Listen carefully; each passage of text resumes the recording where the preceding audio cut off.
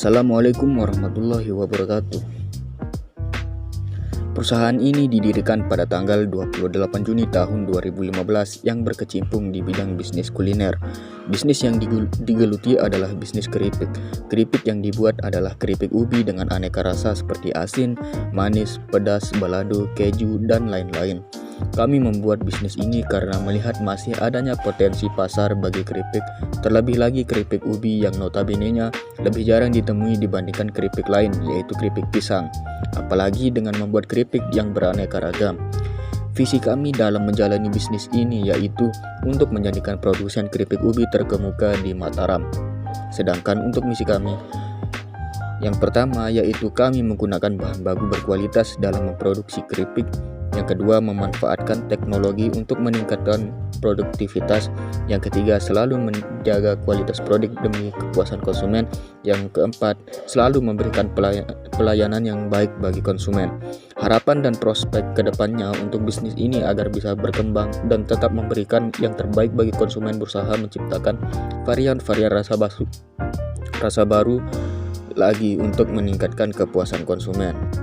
Analisis pasar terdiri dari dua, yaitu yang pertama potensi pasar, yang dimana ubi jalar merupakan salah satu tanaman pangan yang mempunyai keistimewaan ditinjau dari nilai gizinya, yakni sebagai sumber kalori, vitamin A dan C serta mineral. Permintaan ubi jalar semakin besar, yakni 85% untuk memenuhi kebutuhan konsumsi manusia. Lalu sekitar 2% untuk pakan ternak pak, 2,5% untuk bahan baku industri, dan 10,5% hilang karena proses panen dan pasca panen. Yang kedua yaitu pangsa pasar, yang dimana produksi ini dilakukan setiap bulan. Namun per bulannya hanya memproduksi selama 3 minggu. Tetapi tiap minggu tetap dilakukan kegiatan pemasaran. Target produksi tahun pertama adalah 550 kg per minggu, di mana dalam 1 bulan bisa memproduksi 1.650 kg ubi untuk diolah menjadi keripik. Dan setahun pertama usaha bisa memproduksi bahan baku sebanyak 9.900 kg ubi. 1 kg ubi bisa menghasilkan 2 bungkus keripik ubi ukuran 250, sehingga di tahun pertama bisa menghasilkan keripik sebanyak 19.800 bungkus. Untuk tahun kedua dan selanjutnya diasumsikan memproduksi sebanyak 600 kg per minggu, sehingga bisa memproduksi ubi sebanyak 21.600 kg ubi yang menghasilkan keripik ubi sebanyak 43.200 per bungkus ukuran 250 gram. Ubi yang dijadikan konsumsi sendiri sebesar 85%, dan dari 85% tersebut, ubi yang dikonsumsi bisa berupa ubi langsung, selai, tepung ubi yang diolah kembali, keripik ubi, dan makanan-makanan lainnya. Jadi dari 85% pangsa pasar yang ada berdasarkan kemampuan produksi perusahaan kami, pangsa pasar kami adalah 13%. Analisis kondisi perusahaan. Dalam analisis kondisi perusahaan ini terdapat 4 kategori. Yang pertama, kekuatan dari perusahaan itu. Itu merupakan kategori pertama, yang dimana dalam kekuatan yang pertama itu kami menggunakan mesin untuk mempermudah proses produksi. Dalam proses produksi menggunakan mesin, diantaranya mesin untuk memotong ubi dan mesin pres. Dengan penggunaan mesin ini tentu saja produktivitas akan semakin baik dan tentu saja mempermudah kerja karyawan. Yang kedua, ketersediaan bahan baku dalam arti bahan baku mudah didapat. Bahan baku utama yaitu ubi mudah didapatkan. Bahan baku bisa didapatkan di pasar-pasar tradisional dan ketersediaan bahan baku juga bersifat kontinu. Yang ketiga, peralatan produksi mudah didapat dan diperbaiki jika rusak. Peralatan produksi yang digunakan mudah didapat dan mudah juga diperbaiki jika rusak, sehingga tidak butuh biaya yang besar dalam melakukan perbaikan. Yang keempat, terdapat varian rasa seperti pedas, original, dan keju. Kekuatan lain dari perusahaan keripik ubi ini adalah dengan tersedianya varian rasa produk seperti rasa pedas, original, dan keju. Hal ini akan membuat konsumen lebih ingin membeli keripik ubi ini jika dibandingkan dengan keripik ubi biasa. Kategori yang kedua yaitu kelemahan dari perusahaan. Kelemahan yang pertama yaitu memiliki keterbatasan modal. Modal yang terbatas menjadi salah satu dari kelemahan bisnis ini. Modal sendiri yang tersedia belum cukup untuk menutup biaya-biaya, sehingga harus mencari modal tambahan. Yang kedua, belum ada pengalaman dalam bisnis ini. Belum adanya pengalaman dalam berbisnis juga menjadi salah satu kelemahan. Hal ini bisa menimbulkan ketidakpercayaan diri sehingga akan mempengaruhi bisnis ke depannya. Yang ketiga, merek yang belum terdaftar di dinas terkait.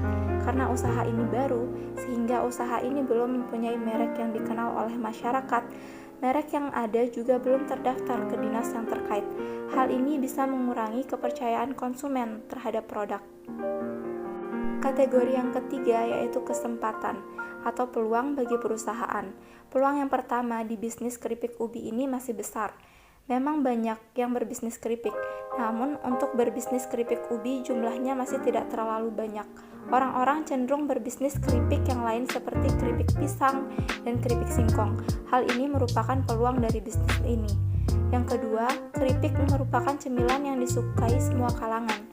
Keripik ini sendiri merupakan cemilan yang disukai semua kalangan, baik kalangan atas, menengah, maupun bawah, baik orang tua, dewasa, maupun anak-anak, dengan konsumen yang berasal dari segala jenis usia dan semua kalangan yang menyukai keripik. Hal ini juga menjadi peluang yang sangat menguntungkan dalam bisnis ini. Kategori yang keempat yaitu adanya ancaman atau tantangan bagi perusahaan. Ancaman yang pertama yaitu peluang usaha sejenis akan muncul. Pesaing pasti akan selalu ada, begitu juga dengan bisnis ini. Meskipun sekarang belum banyak seperti keripik lainnya, namun di masa depan pasti akan banyak pesaing usaha sejenis yang bermunculan. Hal ini menjadikan ancaman bagi usaha keripik ubi ini. Yang kedua, bahan baku bersifat perishable. Bahan baku ubi merupakan produk agribisnis. Produk agribisnis sendiri memiliki karakteristik bersifat perishable, yang artinya produk mudah busuk, tidak tahan lama, dan lain-lain, sehingga membutuhkan perawatan khusus. Yang ketiga, ketersediaan dipengaruhi musim. Karena umbi merupakan produk agribisnis, ketersediaan juga dipengaruhi musim, apalagi dengan keadaan cuaca atau musim yang tidak ditebak bisa saja menyebabkan gagal panen dan produksi di pasaran menurun. Yang keempat, produk substitusi keripik yang banyak.